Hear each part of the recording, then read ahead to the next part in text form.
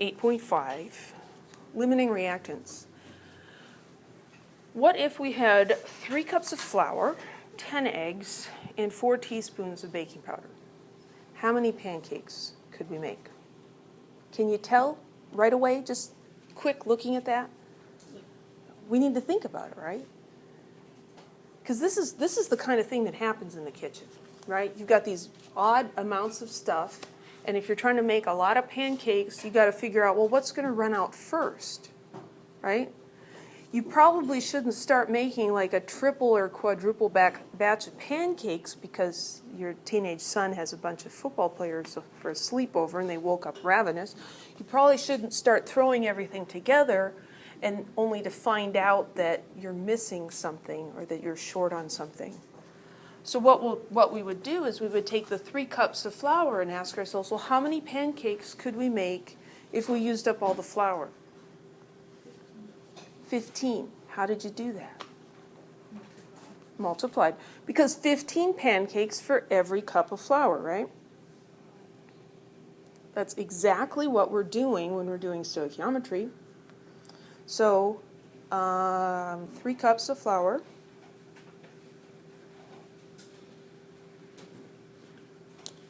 5, we'll call them PCs. 5 pancakes for every cup of flour. Yeah, there is flour in flour. There's no floor. It's written fluorine too many times. So 15 pancakes. 10 eggs. How many pancakes?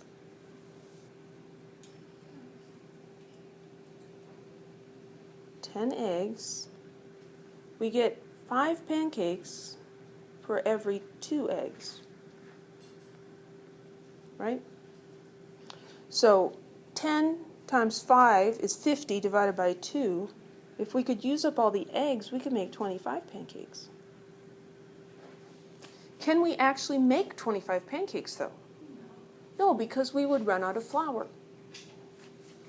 Let's look at the baking powder. 4 tisps. Do you ever call them that? Tisps of baking powder, as opposed to tibbles, right? Tisps and tibbles, teaspoons. 5 pancakes for every 1/2, let's call it 0.5. 0.5 teaspoons of baking powder. So that's 4 times 5 is 20. Divided by 0.5 actually makes it bigger, it's 40. We have enough baking powder to make 40 pancakes.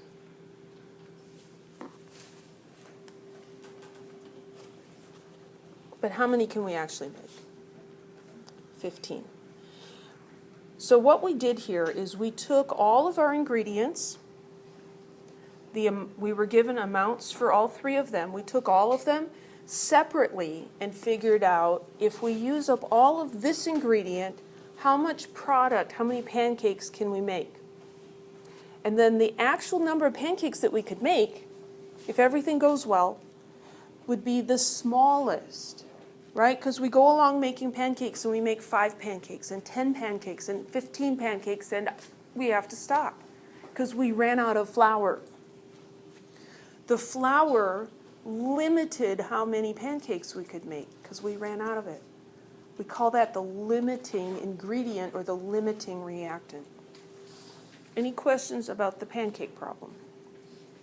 So that's how we go about it, breaking it down into like flour and then eggs. And we'll do the same thing with chemicals. It's just easier to talk about it in terms of pancakes.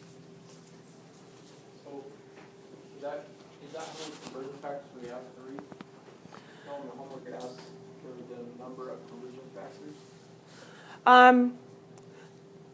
For any equation like this, you can get 2 conversion factors relating each to ingredients or products and reactants. So between flour and eggs, you could get 2 conversion factors. Between eggs and baking powder, another 2.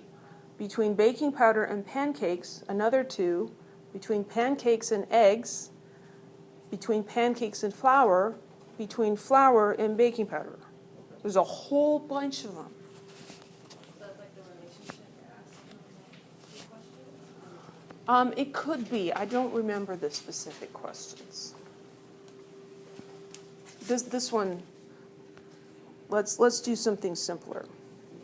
Oh, that's not simple. I just want to draw A plus B going to C. So something simple. How many possible conversion factors? Well, between A and B, we've got A over B, and we've got B over A. So that's 2.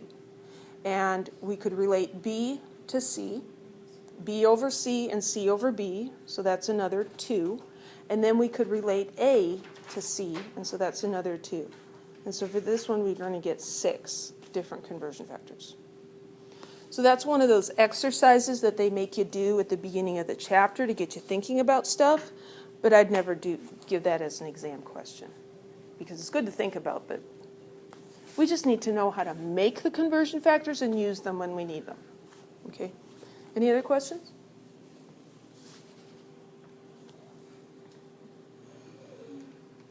So if this was a chemical reaction, the flour would be our limiting reactant, and 15 pancakes would be what we call a theoretical yield. The theoretical yield is how much product you could make if everything goes perfectly. How often does everything go perfectly? Exactly never, right? But in theory, that's the most we could make. So the one that runs out limits how much stuff we can make. It's the limiting reactant. The theoretical yield is how much product we can make after we've used up that one ingredient. So suppose we're cooking our pancakes and we burned 3 of them and 1 fell on the floor. And yeah, like what happened at my house. I had mopped the floor, but then someone stepped in cat poop and walked all over the place. So are we going to eat the pancake that fell on the floor? No, we are not. Maybe give it to the dog. So we had enough flour to make 15 pancakes, but we only end up with 11 edible pancakes, right? That's the actual yield. That's how much we actually get to put on the table and serve people for breakfast. That's different than the theoretical yield. And in chemical reactions, things happen also, equivalent to burning pancakes and falling on the floor and stuff. And so we pretty much never get 100% yield. So that's our actual yield. We use a concept called percent yield to give us an idea of how well we did, how efficient our reaction was. And so the percent yield, percent here is just like anything else. It's the part over the whole. Percent yield is going to be the actual yield divided by the theoretical yield times 100. If everything went perfectly and the actual yield was the same as the theoretical yield, we'd have 100% yield. That'd be awesome. It's not going to happen. Usually something less than that happens. So in this particular example, we made 11 pancakes out of a possible 15, and so that comes out to 73% yield.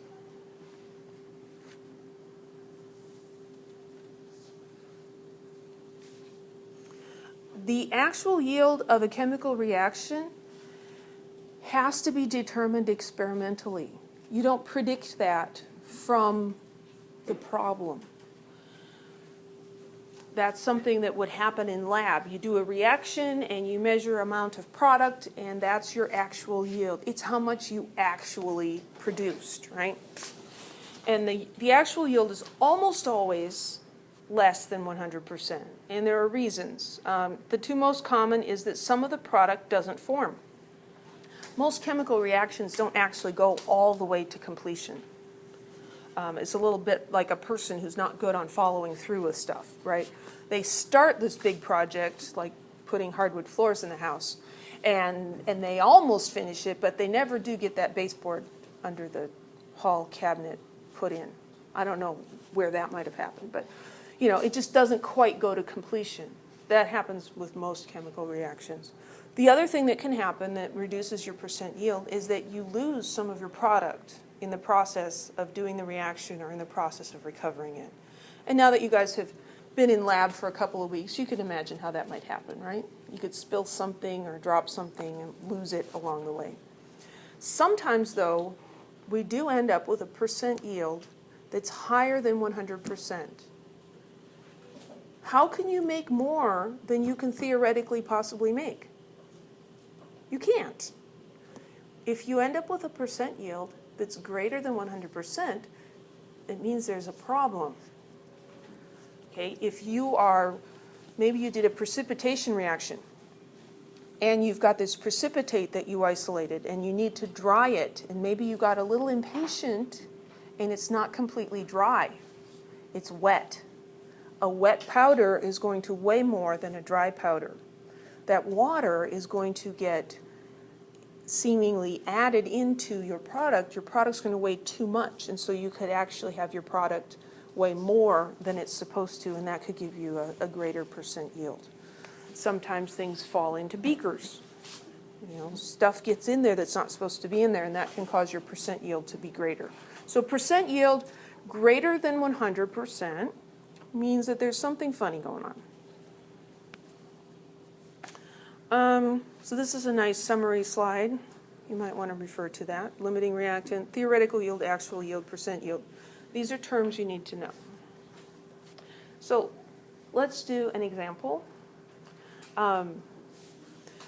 What's the limiting reactant and the theoretical yield for this reaction if you start with 1.8 moles of titanium and 3.2 moles of chlorine? So here's a guideline for what we're going to do. We're going to use stoichiometry to find the amount of each product, just like we did with the pancakes. So we're given an amount of titanium and amount of chlorine. We're going to do two separate equations. The limiting reactant is the one that gives the smaller yield, and the theoretical yield is equal to that smaller yield. So again, I need to create some space here. I'm going to cover that up. Okay, so it says we have 1.8 moles of titanium. I'm going to use that equation to organize these numbers. And it says I have 3.2 moles of chlorine.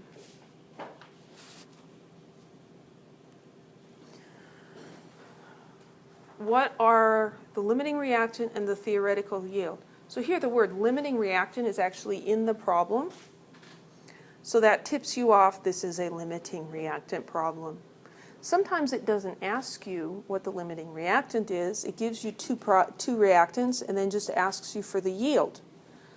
The big clue that this is a limiting reactant problem is that they gave you quantities for two reactants. The ones we did before, they just gave us one, right?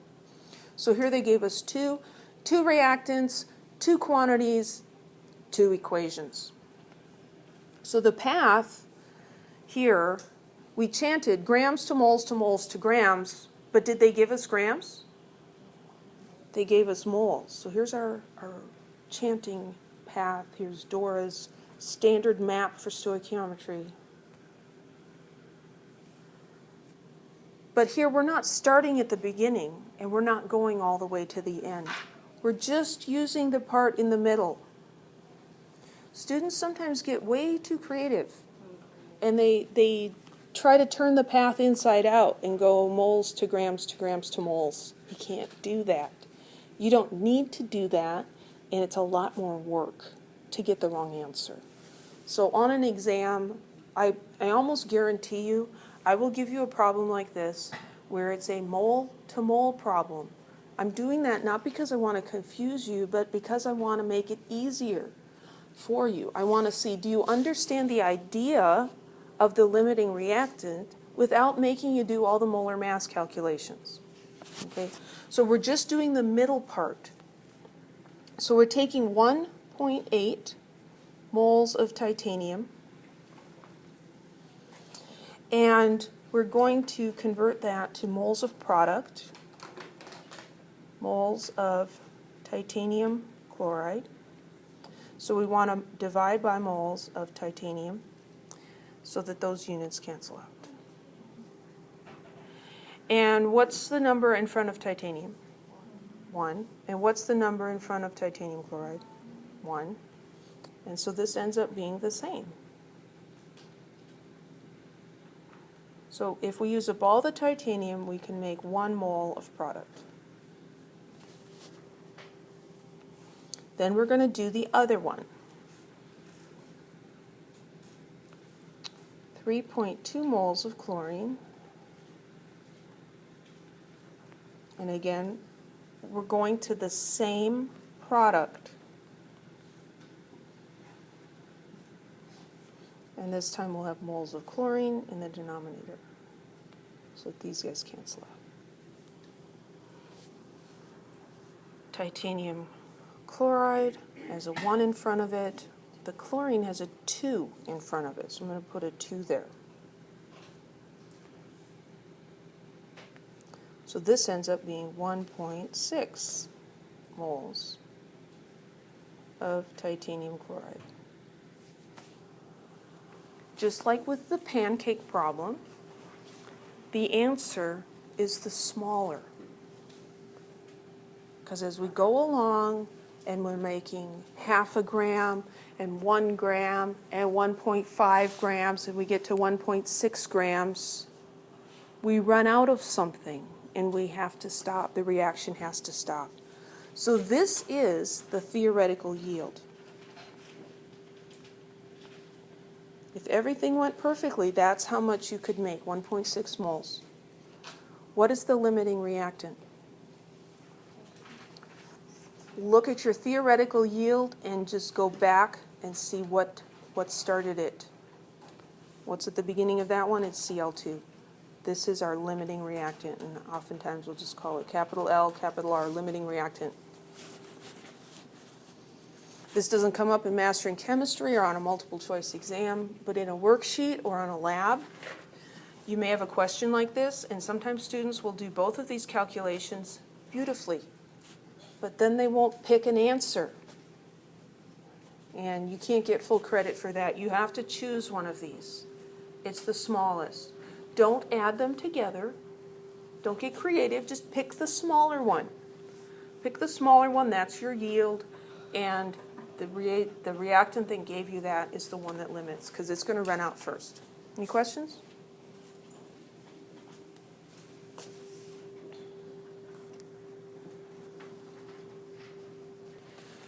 So here's another example.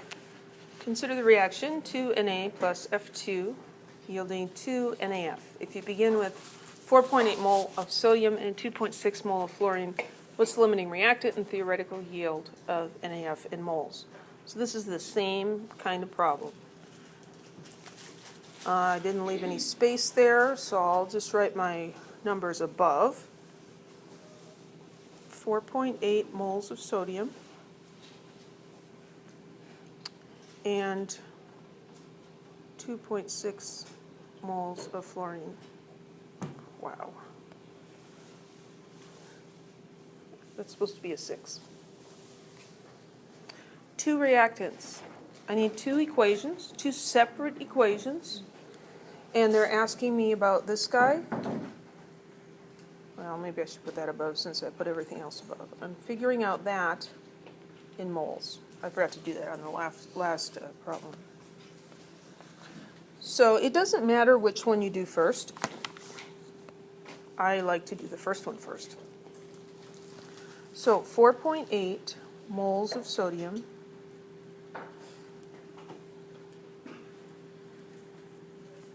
and then I want to figure out how many moles of NaF. So I'm going to multiply by moles of NaF and divide by moles of sodium. Because moles to moles is the center part of stoichiometry. I don't need to throw grams in there if they're not asking me for that.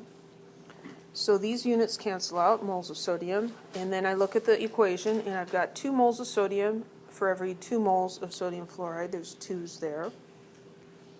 And so that ends up just being the same number, 4.8 moles of NaF.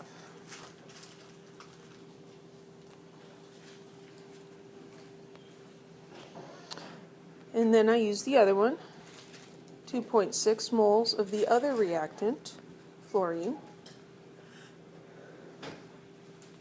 And I'm, again, finding the same product, NaF, dividing by moles of F2, so those cancel out. The mole-to-mole ratio numbers come from the balanced chemical equation. There's a 1 in front of F2. It's just invisible. Can you see it? No, you can't. It's invisible. It's a 1. Sorry, I'm being silly. There's a 2 in front of sodium fluoride. So 2.6 times 2 should give us 3.2 moles. No.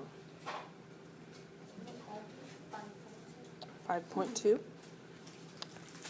You see, and my rememberer is broken because I forget that my calculator is broken. They say that the first thing to go, well, there's 3 signs that you're getting old. The first one is that you lose your memory, and I can't remember what the other 2 are. So, 5.2 moles. What's ironic about that joke is I remember my neighbor telling me that when I was probably in like 6th grade. He was old, probably about my age. Yeah. Okay, so we calculated, what are we doing here? What are we doing? We've got moles of sodium. If we use up all the sodium, how much product can we make? If we use up all the fluorine, how much product can we make? And then we're going to look at our answers. We can only have one answer. There's 2 of them. We picked the smaller. So 4.8 is smaller than 5.2. So that's how much we can make, because when we do that, we will run out of sodium. So the answer would be 4.8 or would it be sodium? Or would it be Well, there's 2 questions here. What is the limiting reactant and theoretical yield? So limiting reactant is sodium. Theoretical yield is 4.8 moles of sodium fluoride. I appreciate complete sentences, but I'm a chemist, and so I am not going to require complete sentences. I want you to show your answer, though. I have to be able to tell what your answer is. And if there were 2 things asked for in the question, there better be 2 things in your answer. Any questions?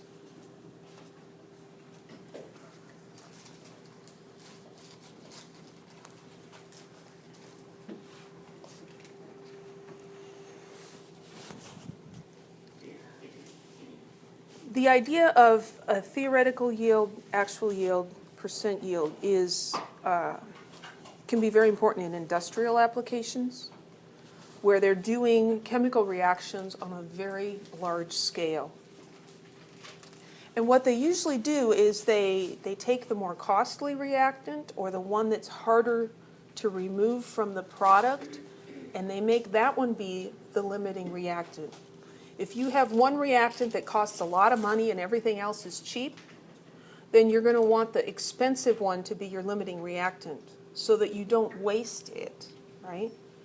If you have a reactant that gets mixed up with your product if it doesn't get all used up and you can't get it out, that's a problem.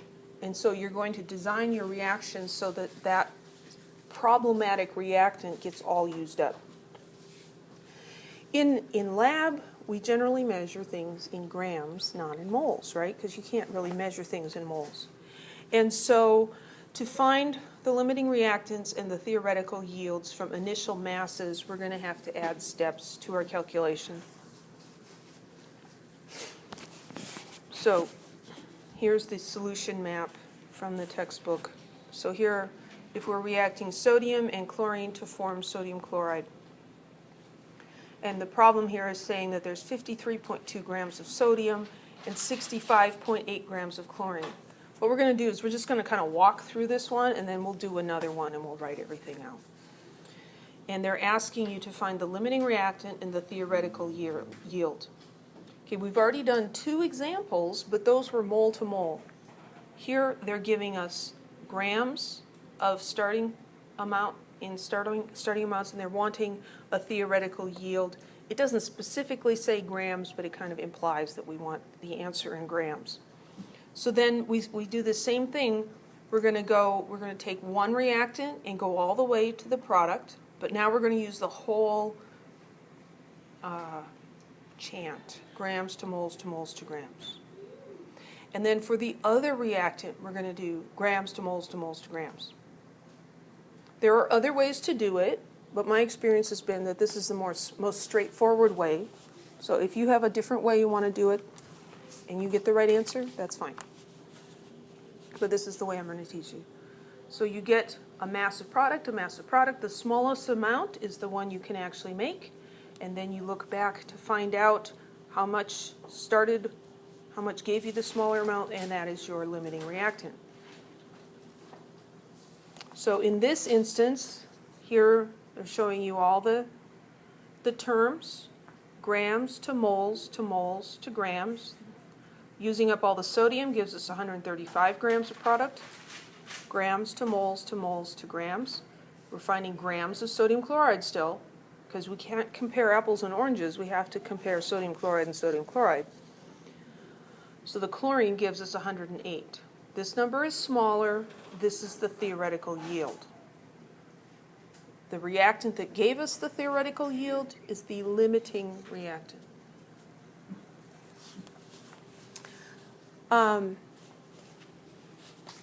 Yeah, I need to fix these slides.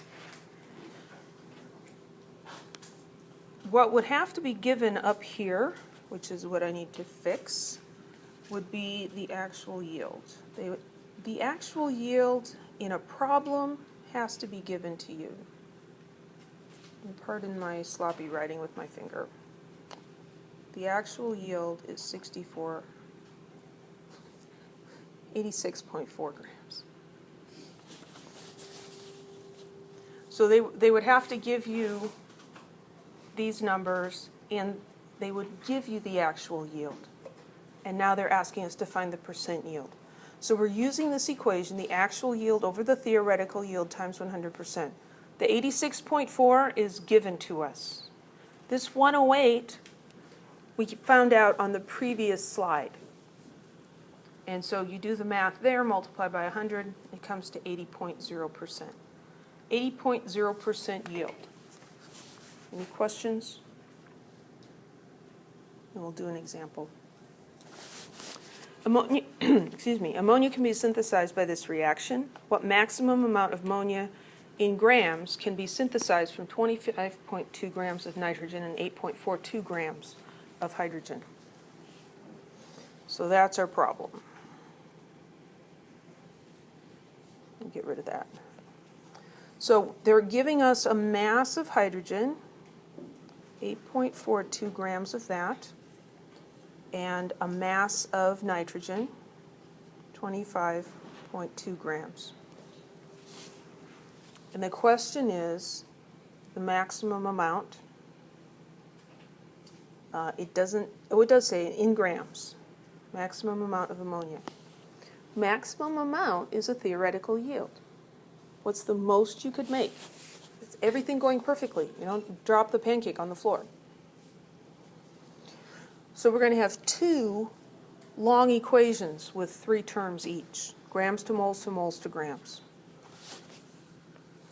And it is repetitive, but that can be good actually, because We just follow the pattern, we do the calculation, and we don't have to we don't have to jump through all kinds of hoops and stuff. Just follow along. So let's start with hydrogen.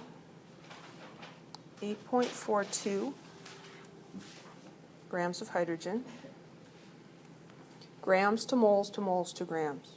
So I'm going from grams of hydrogen to moles of hydrogen. And from moles of hydrogen to moles of product, NH3.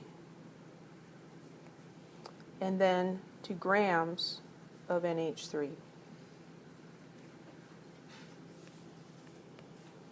Previous unit becomes the denominator, grams of H2. So those guys cancel out. Down here is moles of H2. These guys cancel out. Moles of NH3. Blanked there for a minute. What number do I put in here?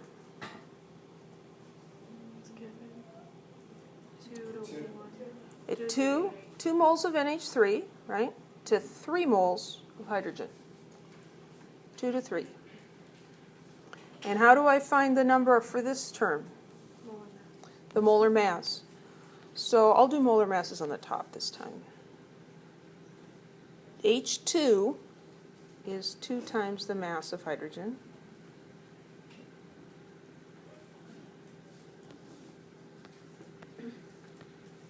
.016. And then I need the mass of ammonia, the molar mass. So I've got nitrogen is 14.01 and 3 hydrogens.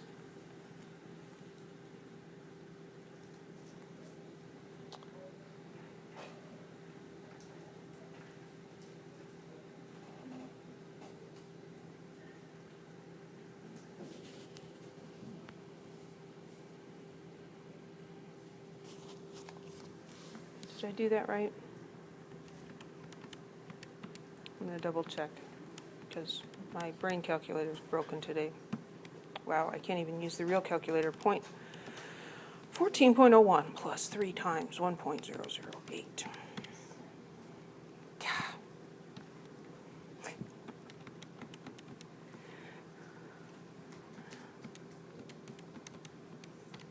Yeah, I did it right. I did it wrong 3 times on my calculator. I'm sure that has some significance.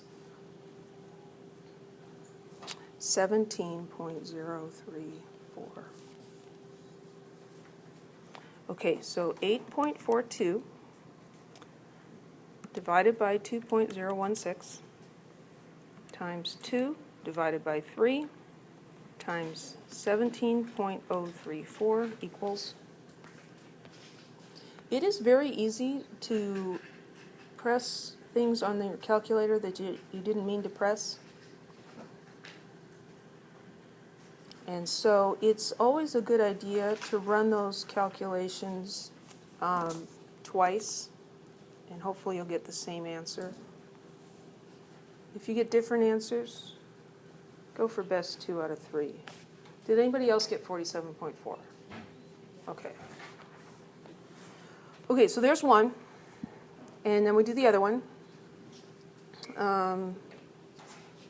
25.2 grams of nitrogen times, this will be moles of nitrogen to moles of NH3, sorry. Oh wow, that's getting tiny. Sorry. 2 grams of NH3. I zoom in and out and then I get lost. Grams of NH2, moles. That's not NH2, it's N2. What I wrote, not what I said. And moles of NH3.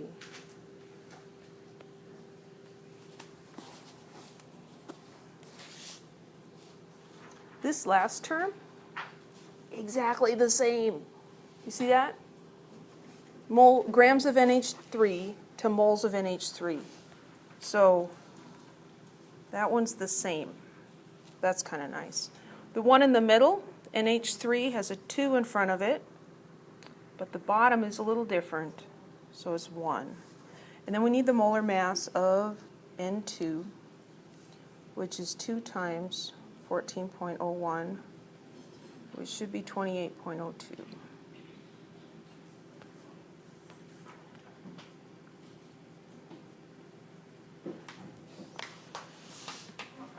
$25.2 divided by 28.02 times 2 times 17.034 equals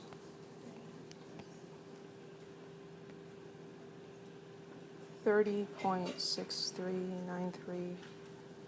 Both of these should have 3 significant figures. So what is our theoretical yield? It's the 30, the smaller one.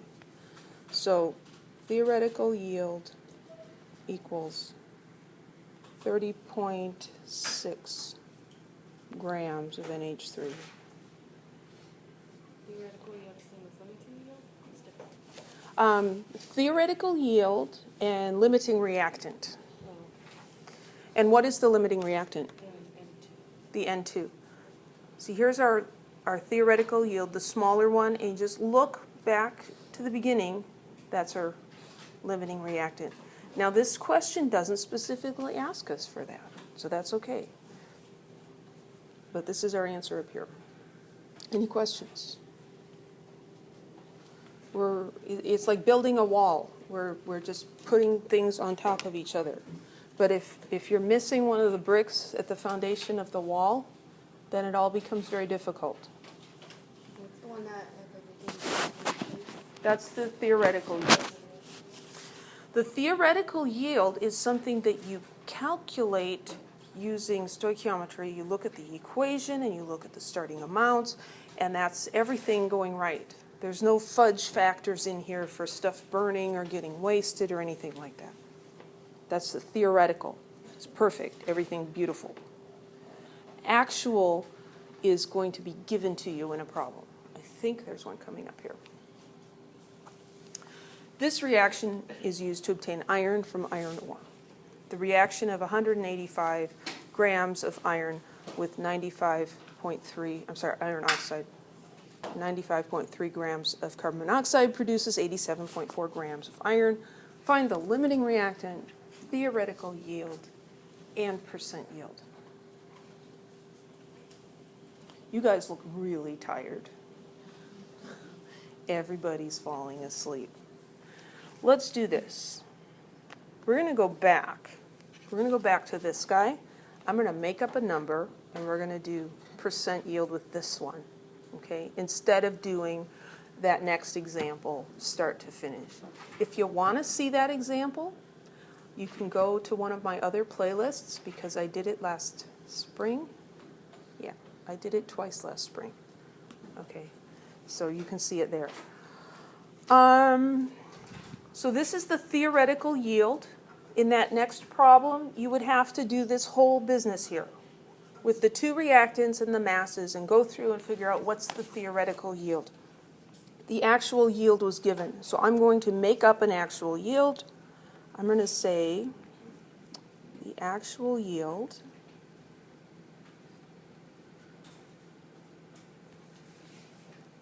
is 29.1 grams.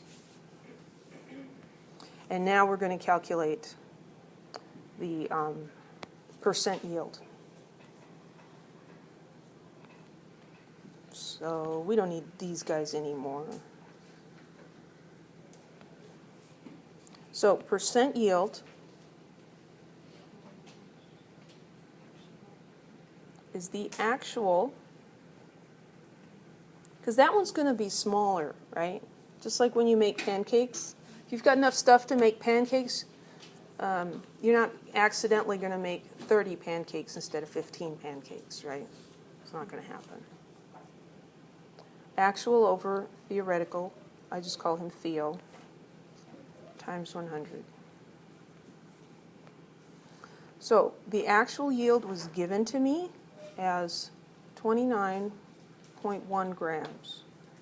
The theoretical yield we calculated to be 30.6 grams, times 100. You see these units? Grams and grams. Those cancel out. The only unit that a percent has is percent. So those units are going to cancel out. So we're going to take 29.1 divided by 30.6, and then I'm going to multiply by 100. And this should also have 3 significant figures, and so it's going to be 95.1% is the percent yield. Any questions?